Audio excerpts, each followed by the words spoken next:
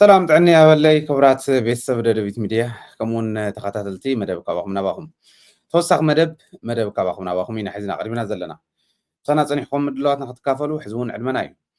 نايلومي توسخ مدبنا عب سلسته حيل خحدت عبلات حيل خحدت ذات كورة يخون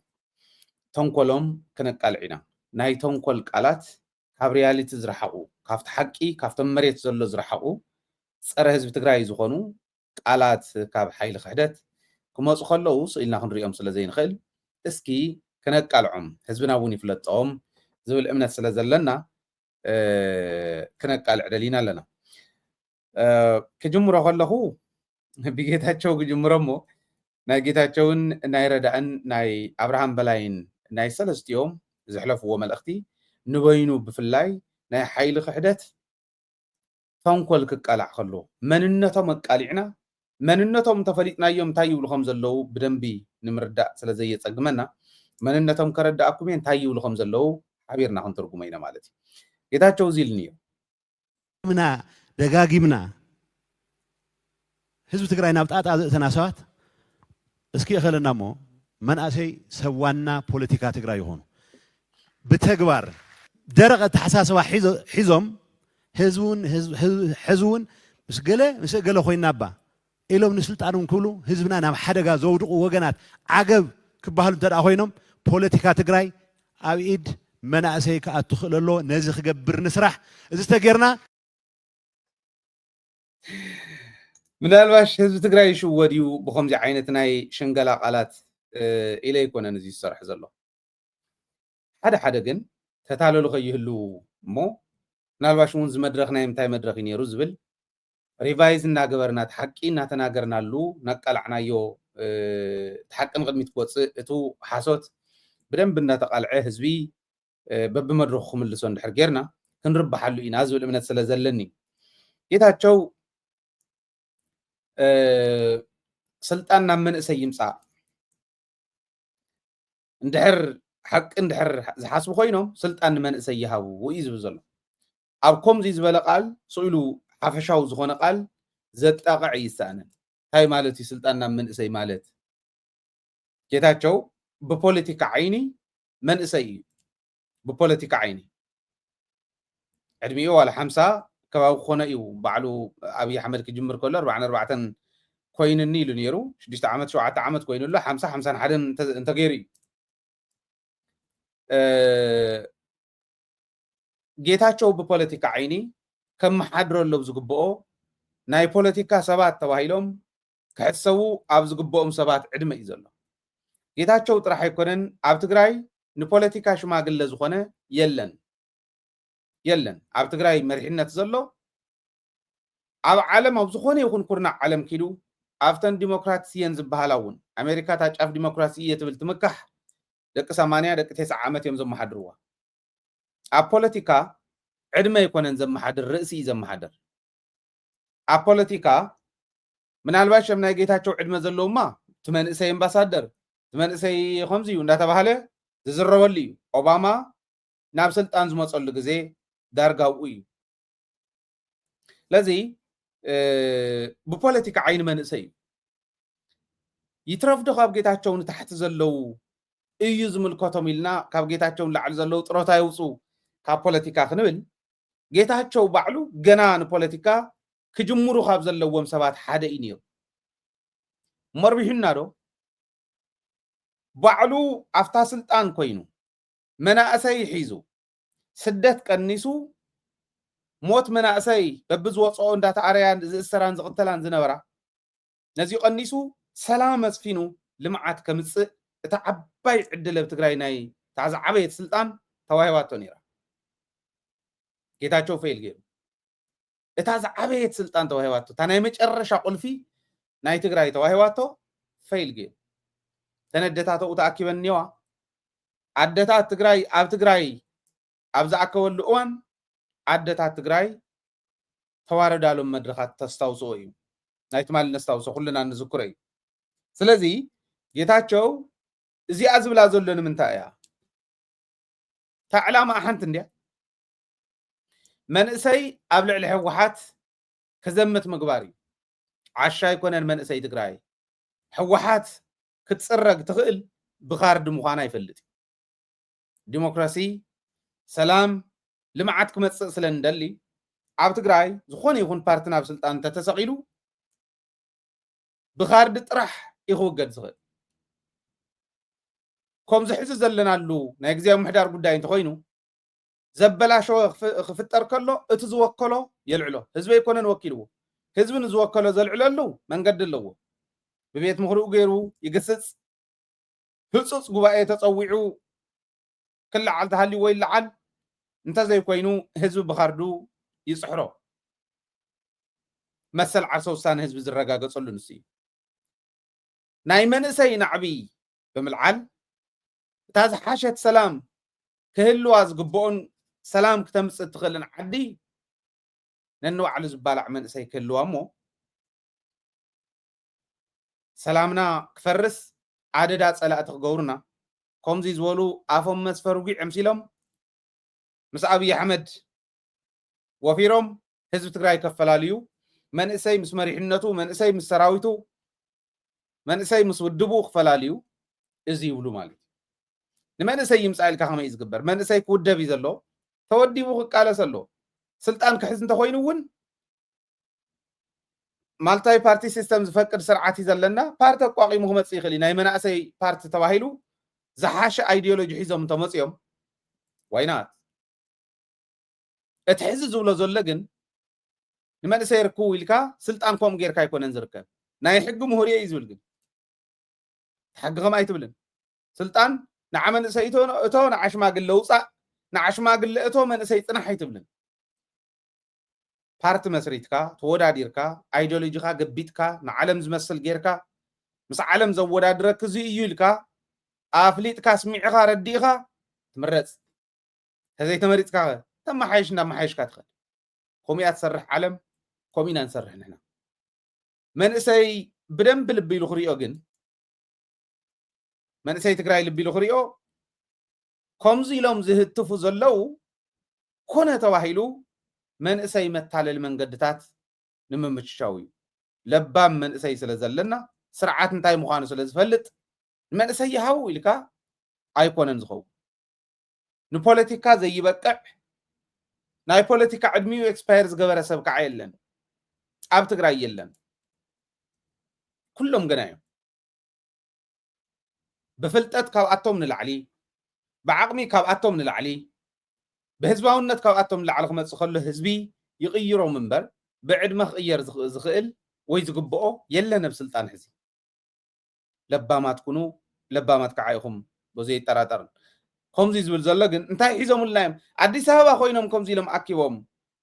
اما اخر تازول عتن عد خوينهم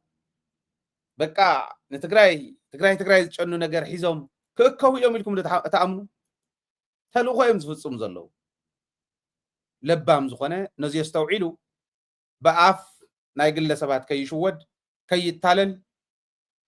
بدنبي بتلقت حاسيبو زي الساقرو وصانه خوصن خلالو ناي حد حدنا حلاف النتيازي أمال يازي يتاچو عاب تقرأي اندهالوه اتانا يمج الرشاد شاف سلطان تواهيواتو كسرح زي كعالي سب حزي فلي سب مصيلو انتاي زبسيا ابزي يفلطوا عد خيدو قربتن صفلي بلا خمس بحال قربتن صفلي يبل الديس ابا ማለት እዚው እንታይ ምዃኑ አይጠፋናን እንታይ ናይ ጠፋንን ይዝበል ህዝብና ጥይጥን ፊጥን ይጠፋና ዝኾነ ኮይኑ ክትርድእዎ እታዋና ዕላማ ናይታ ኣብ ኣስተዛረባ መንእሰይ ናብዙ ሕዚ ዘቋቁምዎ ዘለው ፓርቲ ከኣተሎም ትግራይ ናይ ምፍራስ ከይዶም ክቆለሎም ብቀሊሉ ከፍርስዋ صلاتنا مصيوم مبلعلينا تشچخم دانيال كبرتن ጌታቸው ረዳን ኢድኒ ተታሒዞም ተጫዋቢጦም ክመጹን ትግራይ ትግራይ ከምታ ዝሓለምዋ صلاتنا መሬት ክንሰፍር ምስ ታሪኽና ያት ዓላማ ማለት እዚኦም እዮም ጌታቸው መን ምዃኑ ንትፈልጡ ትሕዝብሎ ዘለኹም እንታይ ማለት ምዃኑ ክርዳእኩም እዩ ማለት አብርሃም እውን ከምዚ ኢሉ ነይሩ አካል ኢትዮጵያ እያ ካብኡ ክሻዕ ዘይወፀት ዝግበሩ زي حقاوي ركبات ወንጀል እዮም ጥራሕ ዘይኮነስ ክሕደት እውን እዮም እንታይ ገበሮም ህዝቢ ዝብል ኣነ እንታይ ገይርዎም ህዝቢ ኣብይ ኣሕመድ ካብቲ ኣብርሃም ዝዛረባ ዘሎ ሕዚ ወፃኢ እንታይ ክዛረብ ዝኽእል ትግራይ ናፅነተይ ክረክብ እንተኢላ ፍጹም ክትከደይ ትኽእልን ኣካል ኢትዮጵያ እያ ኣብርሃም ዝወላ ንሳ እናተቐጥቀጥና ልዕሊ 1.5 ሚልዮን ህዝቢ ገቢርና ትግራይ ናብቲ እውን ክትከደይ ትኽእልን ናብዚ እውን ክትመፀይ ትኽእልን መሬትክ እውን ክትረኽበይ ትኽእልን ከተመሓድረይ ትኽእልን ውድባትክ እውን ክንብተነን ኢና ትካላትክ እውን ክንዕንወን ኢና TDA እንተይተረፈ ክንቆፃፀራ ኢና ከምታ ኣብ ዝሓለፈ ዘውፅዋ ኢፈርት እውን ክንቆፃፀራ ኢና ከምቲ ንጥቀመሉ ዝነበርና ሕዚ እውን ንጥቀመሉ ዘለና ከምኡ እዮም ዝብሉ ዘለዉ ኣብርሃም መከላከያ ሚኒስተር ኮይኑ ትግራይ ዝጨፍጨፋ ከይኣክል ኣብይ ኣሕመድ እዚ ዝደሊ ትግራይ ወንዘር ኢላ ክትከደይ ትኽእልን እንተኸይዳ ከዓ ወንጀል ይብለና እዚና ክንርድኦ ዝግባአና ካብ ኣብርሃም እቶም ጽምዶ ፈጢሮም ዝብሉ ዘለዉ ኣካላት ትግራይ ንኸጥፍኡ ተተሪፉና ዘሎ መንእሰይ ሕዚ እውን ክወስዱልና ከጥፍኡልና እንተዘይኮይኖም ናይ ትግራይ ህዝቢ ኣጀንዳ ክምልሱ ዝኽእሉ ኣካላት ኣይኮኑን ኣብርሃም ይኽምልስ ማለት ናይ ትግራይ ህዝቢ ናይ ትግራይ ኣጀንዳ ክምልሶ ዝኽእልስ ኣብርሃም እዩ ማለት ምስ ኣብይ ኣሕመድ ኮይኑ ናህና ሕቶ ክምለስ ዝኽእልስ ኣብ ኣዲስ ኣበባ እዩ ማለት ምስ ኣብርሃም ኮንካ ምስ ኣብይ ኣሕመድ ኮንካ ከምዚ ዝበለ ጉድ የለን ድፍረት እንዲሁ ጽምደ ፈጢርና ብድሕሪና ዝወጋኣና ጠጠው ክነብል ኢና ሻዕብያ ብድሕሪና ክወጋኣና የብሉን እሕና መሬትና ክነምልስ እንደሊ ኢና ግን ሻዕብያ መሬትና ክነምልስ ንምዕራብ ትግራይ ብንኸደሉ ብድሕሪና ክወጋኣና እንድሕር ኮይኑ 360 ዲግሪ ክኾነና እዩ ንቐንስ ሲልና ብንኸደሉ ነዚኣ እውን እዮም ወንዘር ከይትብልን ነዘ እሕና እውን ንወኩምን መሬትና መሬትኩም ይንወኩምን እቲኦም እውን ካብ መሬትኩም ይወፅልኩምን ኳድኣስና ጠንከሩ ናልባሽ ንዓና ትንዕ እንተኢልኩም መሬት ዝሓዝናዮ ክትወስዱ ዝሕደግናኩም ክትመልሱ ትንዕ እንተኢልኩም ብድሕሪኹም ኮይኖም ዝወቕዑኹም ጸላእቲ ክንገድፈልኩም ኢና እንደሊ እዚ ከዓ ናይ ኣብይ ኣሕመድ ሕልና ብናይ ኣብርሃም ኣፍ ገይሩ ይዛረበልና እዚ ተደጋጋሚ ኣረጋጊፆምልና እዩ ምስ ሻዕብያ ፀሚድካ ዝፍጠር ጽቡቕ ነገር ንህዝቢ ትግራይ ክህሊ ይኽእል በዓልኻ ግን ከም ኣይልካና ነርካ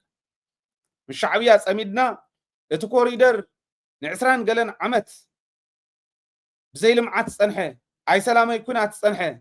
ብናይ ህወሓት ምክንያት ከምኡ ዝፀንሐ እቲ ቦርደር ሕዚ ክነልምዖ ናይ ሰላም ርክብ ክንገብር ክቡር ፕሬዚዳንት ኢሳያስ ክቡር ጠቅላይ ሚኒስትር ኢትዮጵያ ኣብይ ኣሕመድ ተሰማሚዖም ኢሉ ኣብርሃም ናይ ኣብይ ኣሕመድ እግሪ እንዳፀረገ ኣስመራ ብዝኣተወሉ እዋን ተመሊሱ ቃለ መሕተት ገይሩ ዝነገረና ኣብርሃም ነይሩ ኣብቲ እዋን ንሱ ዝነገረና ሰላም ምግባር ከም ዝከኣል ሰላም ይከኣልን ኢሉ ህወሓት እስካዕ ሎሚ ሰላም ዘይብሉ ስለ ዘፅንሖ ሕጂ ግን ሰላም ምግባር ይከኣል ተዘራሪብና ኢና ኢሉ ኣብርሃም በዛ አንደበቱ እዚኣ ኸይዱ ምስ ኢሳያስ ተዘራሪቡ ክመፅእ ከሎ ፅድቂ ህወሓት እታ ታሪኻዊት ውድብ እሞ ንሻዕብያ እውን ትፈልጦ ሻዕብያ እውን ዝፈልጣ ምስ ሻዕብያ ክትዘራረብ ትኽእል እያ ኢልካ ክግመት ከሎ ግን ሓጢያት ኮይኑ እዮም ዝዛረቡና ዘለዉ እዚ ንግሎም ጥራሕ እምበር ነህዝቢ ትግራይ ዝሓስብ እውን የለን ያቶም እኮ ህፃውንቲ እንዳረኣዩ ዘጨፍጨፉ ጥኑሳት እንዳረኣዩ ዘቕተሉ ደቂ ኣንስትዮ ሽማግሌ የለ ህፃን የለ ኩለን እንዳሓዙ ዘድፈሩ ንብረት ህዝቢ ትግራይ ዘውረሩ እኮ እዮም ኣብርሃም ኮ ነይሩ ምስለኒ ኮይኑ ኣብ ትግራይ ነይሩ ዴታት ክድፈራ ዓዲ ክትውረር ክትጨፍጨፍ ከላ መንእሰይ ዝኩሉ ህዝቢ ካልቕ ከሎ ኣብርሃም ነይሩ ምስ ሻዕብያ ኖት ምስ ህዝቢ ኤርትራ ሻዕብያ መሰረቱን ድሌቱን ትግራዋይ ቅንዒሉ ከይኸይድ ዝኾነላ ኢትዮጵያ ክትፍጠር ዝሰርሕ እምበር ተጋሩ ቀኒዕና ሓይሊ ሃልይና ተደራጅና ዓቕሚ ሃልይና ክንነብር ዘኽእል ነገር ክርኢ ኣይደልን ንምንታይ ደኣ እሞ ሓሲኻ እናንተ ሓወይ ሻዕብያ ሰላም እዩ ዝደሊ ብልፅግና ሰላም እዩ ዝደሊ ሕወሓት ሰላም ከይኾን ገይሩ ፀኒሑ ስለዚ ንሕና ሰላም ንገብር ኣለና ኢልና በብርሃን ብሓደ ግለሰብ ተወኪላ ትግራይ ከይዱስ በፂሑ መፅዩ ከምኡ ኢሉና ሕጂ ናታቶም ፌይል ምስ ገበረ ምስ ሻዕብያ ዘለዎም ረኽቢ ክበጣጠስ ከሎ ነህዝቢ ትግራይ ሓቢሮም ክጭፍጭፍዎ ኣብ ዝኸኣልሉ ሰላማውያን ሓቢርና ይንጭፍጭፍን ሕዚ ኳድኣስ ምስ ትግራይ ኢና ክንፀምድ ዘለና ፅምዶና ምስ ትግራይ እዩ ኣብ ዝበልሉ እዋን ሻዕብያ ግን ምስ ሻዕብያ ሰላም ክግበረ ይከኣልን ናይ ኣብርሃም ሕልና ስካዕ እዚኣ እያ ትሓስብ ካብዚኣ ተሳጊራ ክትሓስበ ይትኽእል ህዝቢ ትግራይ ከምዚ ዝበሉ ናይ እንስሳት ውሳነ ኣይቕበልን ጥራሕ ኣይኮነን ብዕቱብ እዩ ዝቃለሶም አዲስ አበባ ኮንካ ምፍካር መከረኛ አዲስ አበባ ዘሎ ትግራዋይ ክሕምስዎ ንዓተ ኣከብ ንዓይተ ተኣከብ ጉዳጉድ ረኺቡ እዚኣ ንክገብሩ እንተዘይኮይኖም ካብዚኣ ወፃእ ዝሰርሕዋ ነገር የለን ካብዚ ወፃእ ክእለት የብሎም ድሌት የብሎም ዝረጋጊፁልና እኮ ብተግባር ተመሊስካ ሕዚ እውን ዝተረፈም ኣሎ እሞ ይወድኡ ተኣነ ዝደልየ ነበርኩ ምውዳእ ብኻልእ ዓይነት መንገዲ ገይረ ከፈፅሞ ኢሉ እዩ ደንቆሮታት ምሕሳብ ዝኣበዮም ኣካላት እናተጠቐመ ነገራት ክልኩስ ፍሕትሕት ዝብል ዘሎ ማለት ከማኻ ዝበለ ደንቆሮ ሃሊስ ኣብርሃም ደንቆሮ ክትብል ቱ ዝተረፈስ ክውድኦ ኢሉ እዩ ዝመፅእ ዘሎ ኢሉ ነቶም ዝተረፉ ዝብሎም ዘሎ ኣብርሃም ኣትዩ ዘየውድኦም ማለት እኮ እዩ ሓቢርካ ፀሚድካ ደይወዳእኻዮን ነህዝቢ ትግራይ ኣብርሃም እኮ መከላከያ ሚኒስተር እዩ ነይሩ መከላከያ ሚኒስተር ኮይኑ ምስ ሻዕብያ ፀሚዱ እንታ ሻዕብያ ኣትዩ እንተበልና ኣተወን እንዳበለና ዝነበረ ሰብ እኮ ኣብርሃም ኮይ ኣይ ኣተወን ዘብለልና ዝነበረ ኣብይ ኣሕመድ እኮ ብኸመ ኣብርሃም ዝበሉ ባምቡላታት ኮይ ካብዚ ንላዕሊ ድንቁርና ኣሎ ሻዕብያ ኣትዩ ጭፍጭፈና ኣለ እንተበልና ኣይ ኣተወን ኢሎምና ምእታው ምስ ተረጋገፀ እውን ተተኮሰሉ ሮኬት ዶ ካሊእ ዶ ስለ ዝነበረ ድሕንነቱ ክከላኸል ንድሕንነቱ ዘስግኦ ስለ ዘሎ እዩ ኢሎምና ከምዚ ክብሉና ዘይሓፈሩ ሎሙነ ከዓ መፅኦም ተመሊሶም ሻዕብያ ነቱ ዘይወድኦ ክውድእ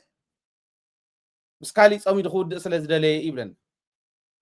ክውዳእና ከለዊ ነርካ ስመን ኮይኑ እንዲወዲኡና ቦቱ ናህና ድሌት መሰረት ንሕና ንዓእቶ ብዝበልናዮ ኣትዩ ናህና እናቱን ድሌት ሓደ ኮይኑ ትግራዋይ ሓቢርና ዘየጥፋእና እያ ትርጉማታ ዘረባ ናይ ኣብርሃም ሕዚ ንሱ ዘየጥፋእና ምስ ሻዕብያ ፀሚዱ እዩ እሕሪቕዎ እምበር ሻዕብያ የጥፋእና ከም ዝነበረ ሓንቲ መዓልቲ ይተዛረበ ሻዕብያ እኮ ድሕሪ ምጥፋእ ድሕሪ ምጭፍጫፍ እኮ የኣብርሃም ከይዱ የኤርትራ ከይዱ ኣስመራ ከይዱ ሰላም ክንገብር ኢና በቃ ሽግር የለን ሕወሓት ይኹም ዝገብር ዘሎ ኢልና ዘይሪኢኹም ከምዚ ዝበሉ ጉዳት ጨፍጭፎሙኻ ወዲኦሙኻ ተላፊኖም ወዲኦሙኻ ከብቅዑ ከለው መፅኦም ህዝቢ ኣኪቦም ከም ዝኽብሉ ሞራል ካብኦም ዘምፅዎ ይገርመኒ ግን ሓደ ደስ ዝብል ህዝቢ ትግራይ ይፈልጦም እዩ ነቶም ምስቶም ጨፍጨፍትና ኮይኖም ኣብ ዝዓበየ ስልጣን ኮይኖም ዘጭፍጨፍና መከላከያ እንዳኣዘዙ ናይ መከላከያ ሚኒስትር ኮይኑ ዝጨፍጨፈና ኣብርሃም ታዝዓበየ ስልጣን ይህብናዮ ኣብታ ኩናት እዋን እውን ብወደል ኣድግን ብኻሊእን እንዳፀዓኑ ወሲዶሞ ወለድና በዓል ጌታቸው ዝህገሩና ሰባት ኮይ ንሓራዲ ዝሃቡና ሰባት ኮይ ዝሃቡና ጥራሕተ ይኮነ ብጎዲም ካራ ንሶሙን ዝሓረዱና ኮይ ደፊሮም ከም ዝወፅኦም ኣብ ኣደባባይ ሞኽ ኣብ ቅድሚ ህዝቢ ትግራይ ኣብ ቅድሚ ህዝቢ ማለት ተጋሪኦም ተመውኡ ተኣኪቦም ዝነበሩ ከምዚ ክብሉ ከለው ካብዚ ንላዕሊ ዝሕፍር የለን محنقي بتعمي كحفروا لي قبان يرو أي جورون نالواش لبن تطريهم أو كتصالي يكرتا خبلي يخونو استقرا يكرتا انت يلوم كعاتهم انتان مالت يقرم يبقى تزولو كالي كم كعميسو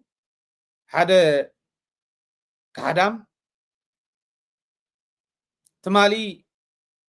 عليتن كبابن سبخ زنبره ودي من انتخون كل يخون زي من انتخون كبابن كباب خبالع تناي مጨረሻ ህዝብ ትግራይ ዝጽየፍ ዝኾነት ቃል ከባቢያውነት ዘልዕል ዝነበረ ሰብ ኮይኑ ከዓ ሰብ መስሉ ከዓ ሞጽኒ ይሕዝ ከምዚ ይብል خاطري توم حتى تريوم ملز زدلهم تملس افلا انتلكا فلا الخا تخورو او كيدو يتصبا وي خعنا نوع الخا تقصل او تحوار زغبركا كن حوار كسرع زغبا هابز على واي صفحنا هي وحات حوار وعته سباتي انا تخال اي ملكوتو ناوزيا حزب لببلو اسكع حز تزاربا خل علمو 4 سبات يل زلعلو ግን ንወይኑ ክነልዕሎ ኢና እስካዕ ሕዝ ዝበለ እንታይ ሓሳቢ ካትርኢ በቃ ሓሳብካ ተቅርብ ትምጉት ካብኡ ሓሳብ ተራእዩ ሓሳብ መጉት ተዘይሸኒፉ በቃ እና መጎትካ ትኸይድ ሰብ ይመስልኩም ዝኸልዕል ከሎ እንታይ ደውፅኩም ሓሳብ እኮ ይህዲምዎም ህዝቢ ትግራይ እኮ ይፈልጥ እዩ ኣነ ቃል በቃል ነጊረኩም እየ ናልባሽ ተንዕለት እንተሃልየ ነብዚኣ አልዒለ ክነግረኩም ይደሊ እንዳኸድኩ እንዳረኣኹ ተን ዕለት እንተረኺበየን በቀሊሉ ክሕብረኩም እየ I hope ቀረባ ክረኽበኒ እየ ዝኣምን ምናልባሽ ኣብዚ እንተዘይረኺበየን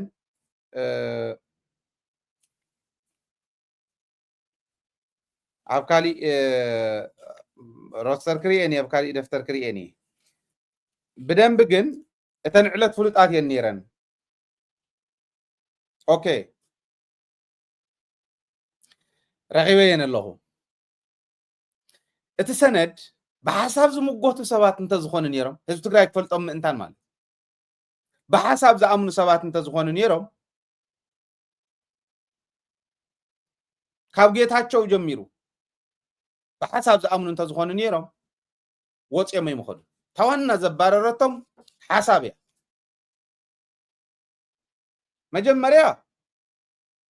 تناغيتاچو ناي سسع سلطان اندي بايزو غيتاچو ناي بارت مرح تزي غيرم محزون كاتو يخلناو قال انت خوين مرحي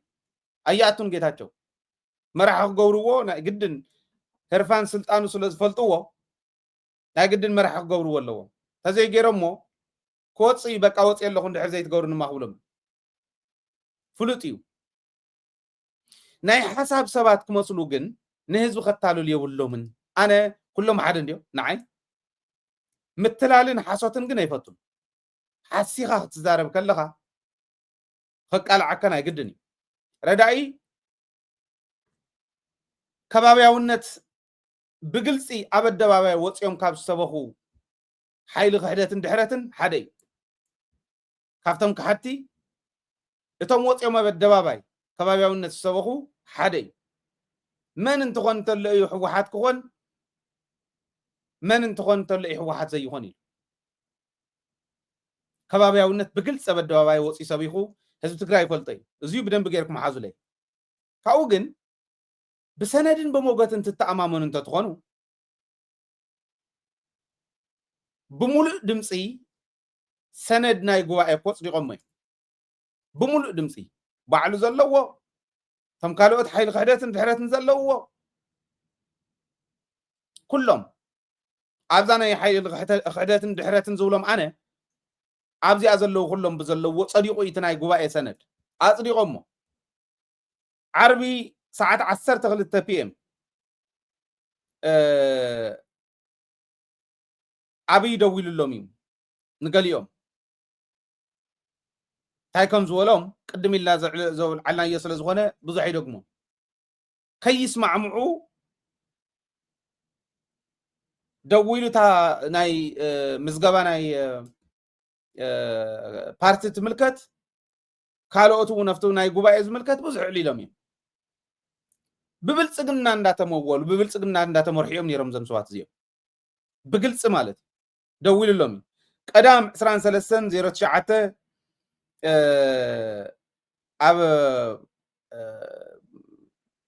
ኣብ ከባቢ ናይ 3 PM ዝኸውን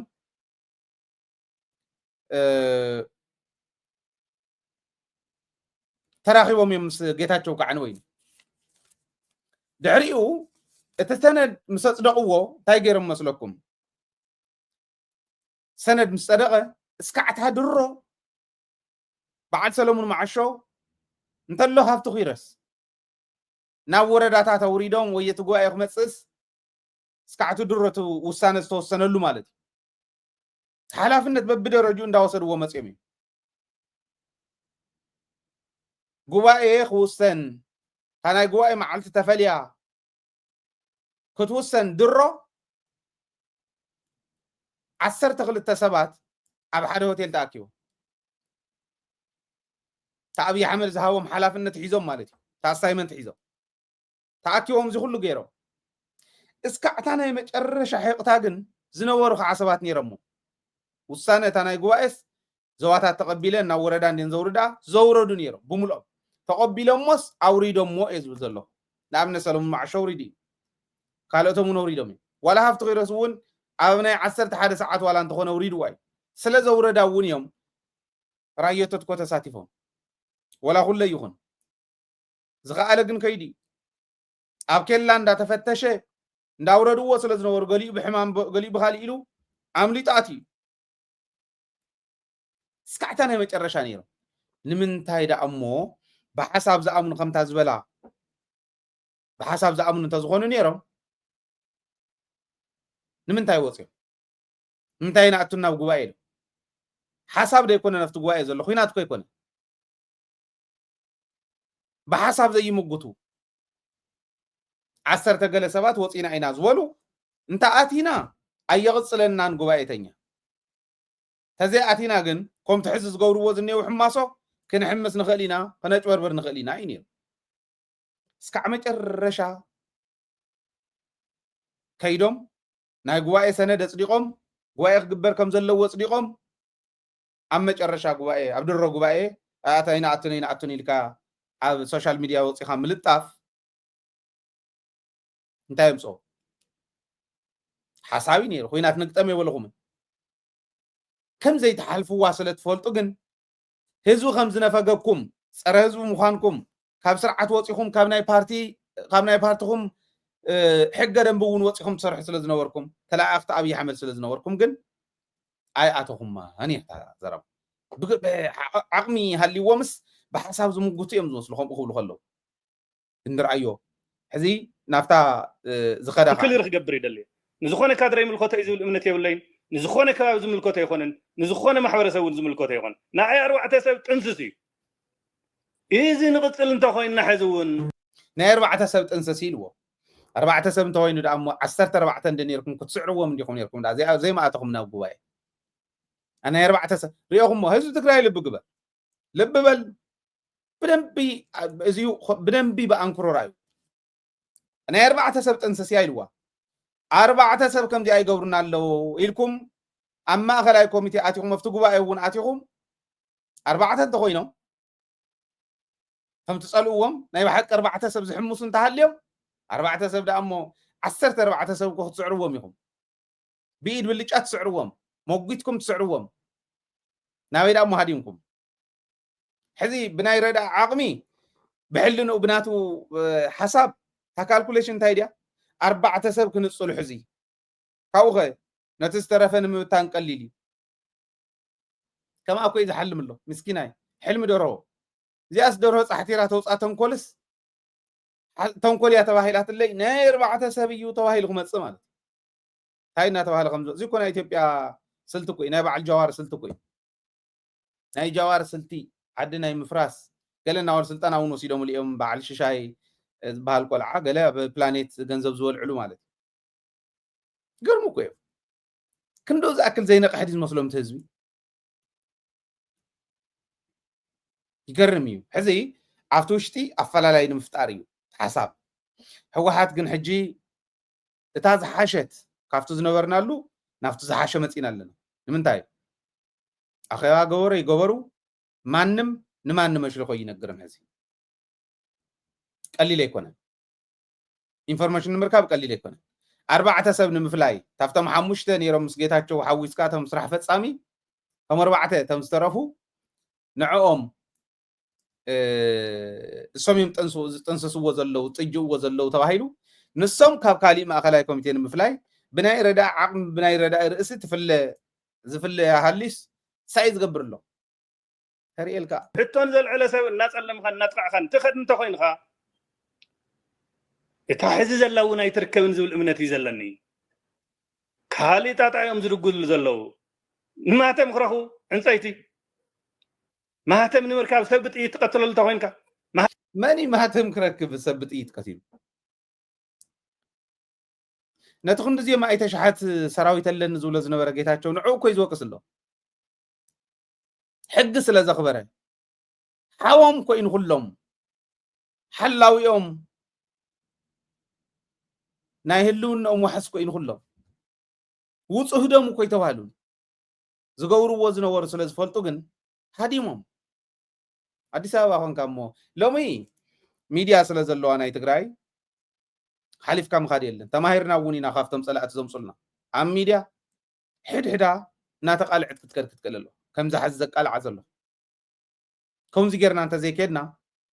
ማንም ብዝተፍኦ እና ብዝደጋገምዎ ቁጽሪ ሓቀኛታት እንዳመሰሉ ሓሳብ ሃዲሞም ፈሪሖም መስቀል ከም ዝረአየ ሰይጣን በርጊሖም ዝጠፍኡ ቆልዑስ ሕዚ ሓሳብ ዘለዎም መሲሎም መጽዮም ህዝብ ከተልሉ ንሕና እንዳሃለና ይካል ማህተም ካሪ ማዕጾ ሰበረ የለ ማህተም ካሪ ሰብ ዘባረረ የለ ሕግየ መخبيرو ትማህተም ሶኢለ ይኮነ መገልገል ህዝብ እንዲሁ ህዝብ ብዝመረጾ ዝማሓደር ተይልካ ከም ዘምጻልካ ከምቱ ግሒትኩም መስኸርኩም ዓይነት ግሒትካ ምኻድ የለ ስርዓተ ትሒዝካ سرعات يوم تحيزهم حق يوم أخبيرهم حق مخبارهم تمسكنهم برك توقصهم يجيب كان جن كابا خمس جانا ونا يدلوين ساعتهم من هزوم يمزق على الزلو هتم نمركب بمدرسة برد خفت تخوينك حساب تعرفه ما هتم نمركب حساب تعرفه كويس ولا أنا كي أقدر من الله حساب هذه مزخرس كم زو سيد أنت أي نخرسوس موس ندحر كرسوس نتقون كاس زلل زيس كزلل كافت فوقس كزلل كافت إنباس كزلل كافتو كوعنا وكوحس كزل العينة فتنا مال إيتن فيتنا يتفعلنا حساب فريحيو زهادمس سلا حساب كور ريغل موجودو كو يهم تواهيل مو ميديا حيسكم هايجاكيركم من كلن ميديا ون حيزهم كو يمكم قد زيك على حساب يقول لهم منيا حساب نزل لو مدافينهم بعل رأس خركو بقى أشكالنا نتصاوتلنا خنا وريت حسابني كبابي تنع استخوين كخمسة أنا نتاي ولكم زلهم زيريهم سلا خباب من أس ردائي نقرنا سلا خباب يا ونت ردائي نقرنا ناتاسنا حماتاس بهالله مسلاني عدنا كباب يا ونت سوخو كو تم كالو تسقا وشت يمنيرم زقل عزي كو وصي كو يبدباباي أبدباباي كوي كباب يا ونت سبيخو عدن ود عدن دراي جينا حزب سلا زخونه غني يسمعون جينا حزب سلا زخونه ايسمعون تاع عينتنا يقول عزربا تزاري ويليو نيعقوا يخفيل كما صايصني حاجه ليبل كن موصينا نحنا ون كلتو تحستات نايت زولكايو كن موصينا زيا نيلتو صيله كملسا سلا زلني الزربا زل محبرسب هايمانوت غيتربه تقلل انت وينكا موصله تግራይ ጭነቀለሁ ዝብል አካል ብሽሙ ማለት እዚ ሸፈጥ እዩ እዚ ንማል እዩ ናብታ ከባቢ ቁሩተ ይኽብል ኮንሰርን ውን ስለ ዘሎ ሓደ ግዜ ዝበልኽዋ ቪድዮ መሊስ ይርአያ ዝኾነ ሓደ ግዜ ዝበላ ብደንብ ገይሩ ፈሊጥዋል ሓደ ግዜ ዝበላ መን ክኾን ከሎ ይሕወሓት ዝኾን መን ክኾን ከሎ መን ክመርሖ ከሎ ይሕወሓት ዝኾን من كمرحو من انت زي مرحو حواحد زي يخون من تمرحو حواحد زي يخون كبابيا ونت كصحتر سئلا مرزي ዝኾነት ነገር ንኹሉ ደገን ውሽጥን ዘሎ ህዝቢ ዘናደደት ነይራ ንዓ ክእርም እዩ ግን እንተ ዘይተልዕሎ ምሕሸካ ነይሩ ትግራዋይ መልስ ይራያ من انت خوني تقراوي خون من انت خوني هي واحد خون من انت خوني تقراوي زي خون ايفن ما ننتخا قديس زبكا ماني نينا من النت قديس ذهبنا يلن احنا تقارينا تولينا تقراوي خا من النت قديس ذهبكا سب يلن اي تحسو من النت مسارات غيركا خبابياونت مسارات غيركا كفتر زغل كفتت نهزب تقراي كشو ده يخل يلا نزيب حلنا هزب تقراي كم موكيركا كسيركا فويسكا هم كنتيت تزفوخس قالو يترجمو خيماني زحتني يزي خيدا نهي واحد يا تطفي نهي واحد مرحنتي نزي كم بعد نتطقمه نزي ازحبا زلو ابينا كبابي من واحد مرحنت حواحات تكون عقاون حقيفات نبرتيا بخبابي اونت يكونت حواحات بارتي بايديولوجي مبر بخبابي يكونت انتقالس ايديولوجي تناي حواحات كبابي يكون انت شكي موزل نمن يغشو ودكو زلق نيغرمني تكبارون نتا واحد زعبايا نتا ايديولوجيون بدن بغير زفلطيو اتقتمت تايون نتا واحد زعبايان زفلطاني ابزو خون يكون كورنا تግራይ ዘሎ نمن كشو يخوم زلق نيغرم وا حق دمو بتግርኛ بصعد عنده خنزاربن እሺ من يوم تيوم خمزي ازغورلو من يوم تمزربشون نسخا حدا ጌታቸው ክልተ هافتو غير الثلاثة بينه 4 بعل صادقان 5 بعل سلمون معشو بعل ششاي مرسا هاي ما قدرلكا كم زيوم زوليوم زحمس زلو ابي غبركا يم نزيو كم زحمس زلو زيوم يم سخاب دو بتግራይኻ بينه سمين معرابيو سلمون معشو سمين معرابيو بعل شاي مرسا مبراق يوم كم دالكا ناب كل وقت كتغليها رستو معرابيو من مو يزيل او كل خبابلو بخبابياونت كتم صاي تغل او كل تግራይ ተጨማለቁ ነይሮም ተም ተጨማለቁ ሃዲሞም ባዓል ሓጎስ ጎዲፋ ይخصم يوم زيل ነው زعودون انيو بعل ودن ጥሩውን ተንቤኒዩ አበዩ ሞዘ ዘየለ ሰብ ደለዩ ካብ ዝኾነ ይኹን ትግራይ ዘይቆንጠረ ዘይተቆንጠረ የለ ከባቢያውነት ዲዚ ዝዓወድኩም ከምኡ ይኹም ተምዝኔውን ከምኡ እዮም ካብ መላእ ትግራይ ተምዝኔውን ከማዮም ዶክተር ረዳእ ራያ እዩ ካብ ራያ ክጅምረልካ ተዘማሓድር ዘሎ እንደርታ እዩ ኦኬ ደቂ ዓዲግራት እኒው ደቂ ምብራቅ እኒው بعلهم بعل امانيل وانت يترفه دك تنبين اللو دك عدوانيو دك خصم اللو دك شر اللو دك معراب اللو نمن يخمون اب كباب توسدو رداي تلاشات كان دي اما تازنبره تزيا نش تنمع قولتي نبره كان وصيا فنديا مننت كاتفليط شو بخبابياونت منم كتفرجو يتخم تعبدان حزز النهناتاتكم عبدان حيل غحدتن دهرتن زولانه حزموصيهم مزنيهم شويه إنا نبلاتا بارتهم ون ابشوا سلازنيا تشغيط ابشوا قمش شوا تخديناس تزي تغرر كتب مكرر رخبنا ابا زلهم ون كاب كل تግራይهم تمزم محدرون كاب كل تግራይ بمننت بخبابي مننتنا تغارينا اوف كورس كلنا بخبابي تخفافل ነገር ግን የለ ዋሃቱ ነው كل ለዋ ካልኦቱን ኩሉ ለወም ሰራዊቱን ካብ ጫፍ ናብ ጫፍ ትግራይ ተዋጽዩ አንቱም ዝዓወድኩምውን ካብ ጫፍ ናብ ጫፍ ትግራይ ዋላ ውሕዳት ኩኑ ሳሐው ያህልኹም ካብ ኩሉ ይኹም ግን መጽኹም